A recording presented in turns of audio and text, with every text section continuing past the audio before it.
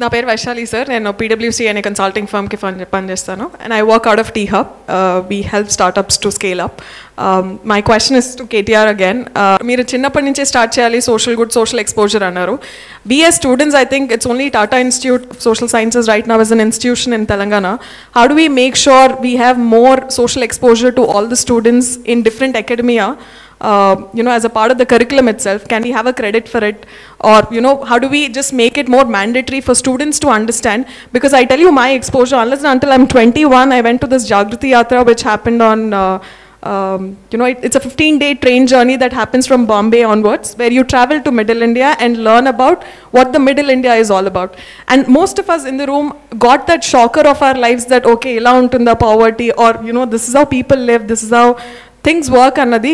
Unless and until I'm 21, never in my, maybe I had NCC, NSS, and all those typical mandatory courses, but I didn't have social exposure. Like, why don't I go to my, say, Mehboob Nagar or a Karim Nagar, or get that exposure itself and kind of understand, and, I have that exposure, I can probably build solutions in the young age itself. One thing I feel very, very deeply about is the fact that, unfortunately, Malli, Mandagra education lo kuda, మేము చిన్నగా ఉన్నప్పుడు SUPW అని ఒకటి ఉండేది, socially useful productive work అని. ఒక చిన్న, ఇప్పుడు ఉందో లేదో నాకు తెలియదు, సో ఉండేది ఒకటి. అందులో మేము ఏం చేసేదంటే ఏదో చిన్న చిన్న ఎక్సర్సైజ్లు చేసి దానికి కొన్ని మార్కులు వచ్చేటట్టు స్కూల్లో సబ్మిట్ చేసేది, పోయి రిపోర్ట్ సబ్మిట్ చేసేది. అంతేగాని there is a huge, again we take lot of things for granted in a democracy. ఈరోజు మనం ప్రివిలేజ్డ్ లైఫ్ నిజంగా చెప్పాలంటే, ఈరోజు హైదరాబాద్లో ఒక కాన్వెంట్లో చదువుకోవడం కానీ, ఈరోజు మీరు TISSలో చదువుకోవడం కానీ, టీ హబ్లో పనిచేయడం కానీ, it's a privilege. Unfortunately, those privileged lot in this country take everything for granted. That's because, we are insulated. చుట్టూ ఏం జరుగుతుంది అనేది కూడా మనకు తెలియదు. చాలామంది, ఒకరిద్దరం కాదు, చాలామందికి తెలియదు. నేను ఒక ప్రయత్నం చేస్తాను, 2 ప్రయత్నాలు చేస్తున్నాను. I'll just share my experience about that. One, in Telangana, we started something which we are very proud of. We started, because I think that goes back to Pranati's question. We started gender-based education, and we are the first state to start that in the entire country, and we are giving course credits for that. చిన్నప్పటి నుంచే ఈ పేట్రియార్కియల్ society ఏదైతే ఉందో, ఇందులో అమ్మాయిల్ని గౌరవించడం అంటే వాళ్ళని పెట్టి పూజించడం కాదు, పటాలు పెట్టి పూజించడం కాదు.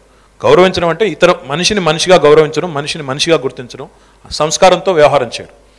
అలాంటి ఒక సిస్టమ్ రావాలనే ఉద్దేశంతో జెండర్ బేస్డ్ ఎడ్యుకేషన్ స్టార్ట్ చేసాం, నెంబర్ 1. రెండవది, మొన్న ఈ మధ్యన మా రోడ్ సేఫ్టీకి ఒక క్యాబినెట్ సబ్ కమిటీ చేశారు. రోడ్ సేఫ్టీ సబ్ కమిటీలో నేను ఒకటి ప్రపోజ్ చేశాను. ఈ ట్రాఫిక్ అవేర్నెస్ స్కూల్స్ని, అంటే చిన్నప్పుడే ఎట్లాంటి జీబ్రా క్రాసింగ్స్ ఏంటి, లైట్స్ ఏంటి, రోడ్స్ ఏంటి, జంక్షన్స్ ఏంటి, చిన్నపిల్లలకి చిన్న స్థానం నుంచి, ప్రైమరీ స్కూల్ నుంచి స్టార్ట్ చేయగలిగితే, ఇన్కల్కేట్ చేయడం, ఒక్క జనరేషన్ బాగా ట్రైన్ చేస్తే దేశం బాగుపడుతుంది 100%. ఒక్క జనరేషన్, ఒక 13 ఏళ్ల పాటు బాగా చేస్తే, ఇప్పుడు మీరు చూడండి, NCCకి పోయిన వాళ్ళు, ఖడగ్వాస్లాలో చదువుకున్న వాళ్ళు, వాళ్ళలో కొంత డిసిప్లిన్ ఉంటుంది. ఇప్పుడు ఇజ్రాయిల్ చూడండి, ఇజ్రాయిల్లో military training is compulsory. Every family, every person it's compulsory. మన దేశంలో ఏంటంటే ఏమీ చేయకపోయినా నడుస్తుంది, చాలామంది ఉన్నాం కదా అనుకుంటాం మనం, 130 కోట్ల మంది ఉన్నాం కదా, మనం కాకపోతే ఇంకోటి చేస్తాడులే అని వదిలేస్తున్నాం. సో ఇలాంటి కొన్ని చిన్న చిన్న మార్పులు మేము ప్రయత్నం చేస్తున్నాము.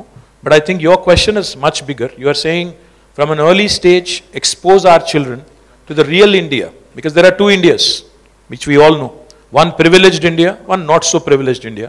You are saying the children from privileged India, if they are exposed to not so privileged conditions, తప్పకుండా వాళ్ళలో చిన్నప్పటి నుంచి ఒక sense of responsibility, social responsibility inculcate అవుతుందన్నారు. దానికి నాకు తెలిసి 21 ఏళ్లతో ఏం సంబంధం లేదు. మరి మీకు ఎవరు చెప్పారో నాకు తెలియదు, కానీ 21 ఏళ్ళకో 18 ఏళ్ళకో ఓటు వస్తుంది అంతే తప్ప 21 ఏళ్ళ తర్వాత పెళ్లి చేసుకోవచ్చు. కానీ మీరు ఇలాంటి పనులు చేయడానికి చిన్నప్పటి నుంచి స్టార్ట్ చేసేయచ్చు. So I think we have started something. Hopefully will be able to bring about some real tangible change. అన్ని స్కూల్స్లో నేర్పాల్సిన పని ఏం లేదని నా ఫీలింగ్. పేరెంట్స్ రెస్పాన్సిబిలిటీ అది.